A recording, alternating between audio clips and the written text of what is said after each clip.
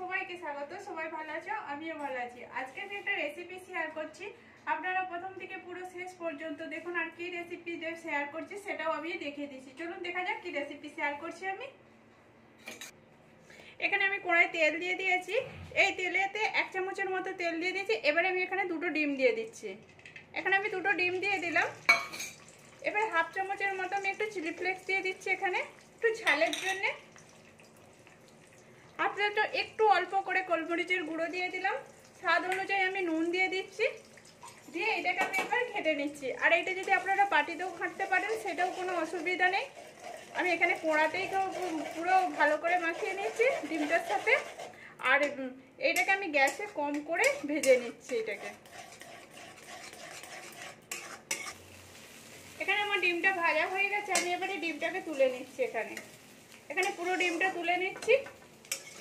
কড়াতে তেল দিয়ে দিয়েছি। তেলটা আমার গরম হয়ে গেছে। একটা তেজপাতা আর একটা শুকনো লঙ্কা দিয়ে দিচ্ছি। আর এই 1/2 চামচের মতো আমি কালো জিরে দিয়ে দিচ্ছি। এবারে এটাকে আমি একটু ভেজে নেব। জিরে, তেজপাতা, কাঁচা লঙ্কাটা, এই শুকনো লঙ্কাটাকে আমি একটু ভেজে নিচ্ছি। এবার এর মধ্যে আমি আলু দিয়ে দিচ্ছি। এখানে আমি আলু দিয়ে দিলাম। আলুগুলোকে লম্বা লম্বা করে কেটেছি আমি। আলুগুলো দিয়ে দিলাম। দিয়ে একটু নেড়ে নেবো আমি। এখানে আলু দিয়ে আমি একটু নেড়ে নিচ্ছি। এখানে আমি আলুটা নেড়ে নিয়েছি। এবার আমি 2টো ফুলকপি নিয়েছি, 2টো পাপড়ি নিয়েছি। সেই হিসাবে আমি ছোট করে কেটে নিয়েছি। আমি এইটাকেও একটু হালকা করে ভেজে নিচ্ছি। আর এখানেও কি যে সকল বন্ধুরা দেখেছেন প্লিজ একটা লাইক দিয়ে দেবেন। ভালো লাগলে সাবস্ক্রাইব করে পাশে থাকবেন। নতুন পুরনো বন্ধুদের জানাচ্ছি একই, পুরনো বন্ধুদের অসংখ্য ধন্যবাদ। এখানে আমার ফুলকপিটাও একটু ভাজা হয়ে গেছে। এবার এর মধ্যে আমি রসুন কুচি করে রেখেছিলাম, 4টে রসুনকে কুচি করে রেখেছিলাম। রসুনগুলো আমি এখানে দিয়ে দিলাম। এটাও এবার একটু এর সাথে ভেজে নেবো। হালকা এখানে একটু ভেজে নিচ্ছি যাতে রসুনের গন্ধটা চলে যায়। এখানে আমার রসুনটাও ভাজা হয়ে গেছে। এবার আমি এখানে পেঁয়াজ কুচিগুলোও দিয়ে দিচ্ছি। এখানে একটা পেঁয়াজকে কুচি করে রেখেছিলাম, পেঁয়াজগুলোও দিয়ে দিলাম। এবার এখানে আমি পেঁয়াজটাকেও একটু ভেজে নিচ্ছি। এখানে আমার পেঁয়াজটাও ভাজা হয়ে গেছে অর্ধেকভাবে। এবার আমি এখানে 2টো বেগুনকে আমি কেটে রেখেছিলাম লম্বা করে, সেই বেগুনগুলোও আমি দিয়ে দিলাম। এখানে বেগুনগুলো দিয়ে আমি একটু নেড়ে নিচ্ছি এর মধ্যে। আর এখানে আমার জলের পরিমাণটা খুবই কম লাগে, আমি আগেই বলে দিচ্ছি। এবার এটাকে আমি একটু নেড়ে নিচ্ছি। এখানে আমার বেগুনটা ফুলকপিটাও অনেক নাড়া হয়ে গেছে। এবার এটা একটু ভাজা হয়ে গেছে। এবার পেঁয়াজ কলিগুলো আমি দিয়ে দিচ্ছি। এখানে আমি পেঁয়াজ কলিগুলো দিয়ে ভালো করে নেড়ে নিচ্ছি। আর একটু ঢাকা দিয়ে এখানে একটু ভালো করে নেড়ে নিয়েছি আর একটু ঢাকা দিয়ে দিয়েছিলাম। এবার 1 চামচের মতো আমি নুন দিয়ে দিচ্ছি। স্বাদ অনুযায়ী নুন দিয়ে দেবো, কারণ আগে থেকে এখনো নুন দিইনি। সেরকম হিসেবে আমি নুনটা দিয়ে দিলাম। নুনটা দিয়ে আর একটু আমি ভালো করে নেড়ে নিচ্ছি। নেড়ে এইটাকেও আমি একটু ঢাকা দিয়ে দেবো। এটাকে আমি ঢাকা দিয়ে খানিকক্ষণ নেড়ে নিয়েছি। এবার এর মধ্যে কিছু মশলা দিয়ে দিচ্ছি। এবার এখানে 1/2 চামচের মতো হলদি পাউডার দিয়ে দিলাম। 1 চামচের মতো একটু লঙ্কা গুঁড়ো দিয়ে দিচ্ছি। এবার ঝালটা আপনাদের অনুযায়ী আপনারা দেবেন। আর 1/2 চামচ আমি ধনে পাউডার দিয়ে দিচ্ছি। এখানে দিয়ে আমি ভালো করে এটাকে একটু মশলাটা ভালো করে এর সাথে মিশিয়ে নিচ্ছি। এরকম মশলাটা ভালো করে মিশিয়ে নিচ্ছি। মশলাটা ভালো করে সবজির সাথে কষিয়ে নিয়েছি। এবার এখানে 2-3টে কাঁচা লঙ্কাকে চিড়ে দিয়েছিলাম, দিয়ে দিলাম।